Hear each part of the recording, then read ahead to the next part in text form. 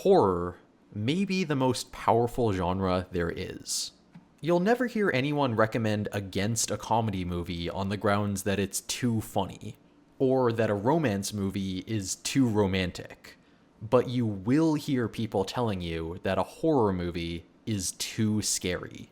The human capacity for fear, and by extension, the ability of art to tap into that fear, is boundless. Whether that is always worth tapping into is up for debate. Extreme horror often veers into the realm of pure shock value and even exploitation, but the raw potency of fear is not something to ignore. Few images will live on in one's mind as vividly as the scariest images in the greatest horror pictures. And what may stay even longer is the dread one feels when building up to the terror.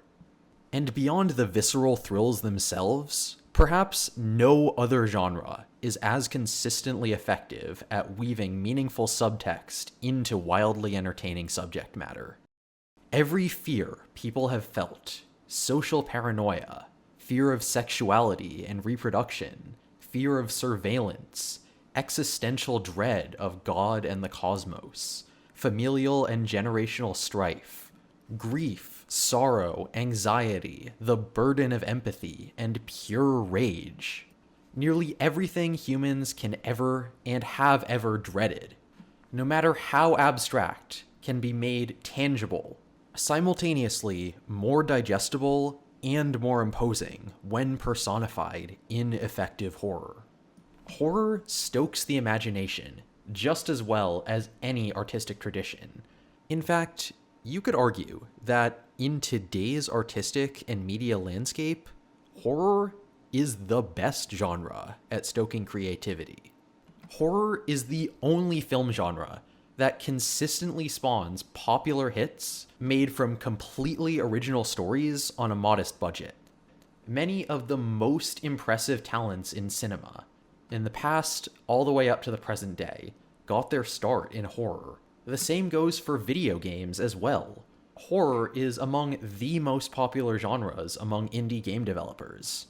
In fact, it's not just that horrifying experiences can be made with limited resources. In horror, low budgets lead the charge, pioneering subgenres and consistently showing the big shots how it's done. After all, it's with limited resources that you can truly feel and learn to channel the power of the unknown. There is much to be gained from working in the dark. More broadly, storytellers of all kinds can do well to learn from horror. Many of the greatest moments in action, drama, and even comedy rely on fear and terror. Whether emphasizing a tragic ending, putting a hero through deadly trials, or reversing perspectives to create laughs instead of screams, scenes like this recognize the power of channeling fear. Horror doesn't just match the pedigree of other genres, it excels in ways no others do. I don't mean this to say that horror is the greatest genre, nor that it's my favorite, nor even that I'm an expert in horror. I'm not. I was inspired to make this video as I started diving deeper into the genre, and asking myself how I dismissed it for so long.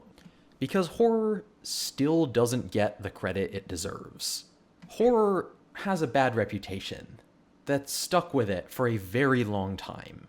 I can't completely trace why, though there are some possible explanations. For one, many horror franchises have had more than a few too many lackluster sequels.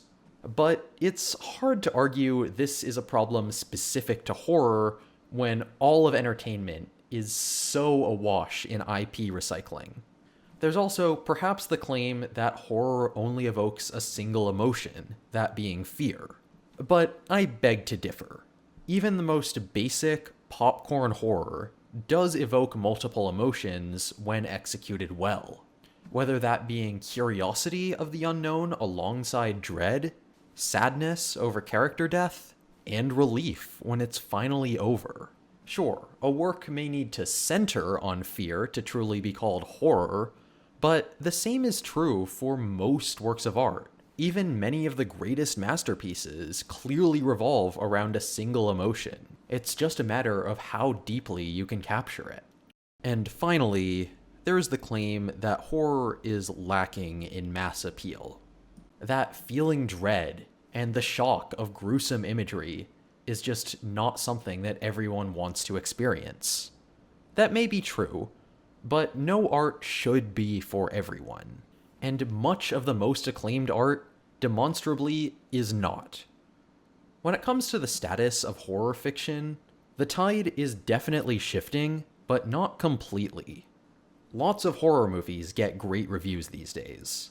Sinners is a prime example, and yet there's still plenty of skepticism that Sinners will get recognized at this year's Academy Awards.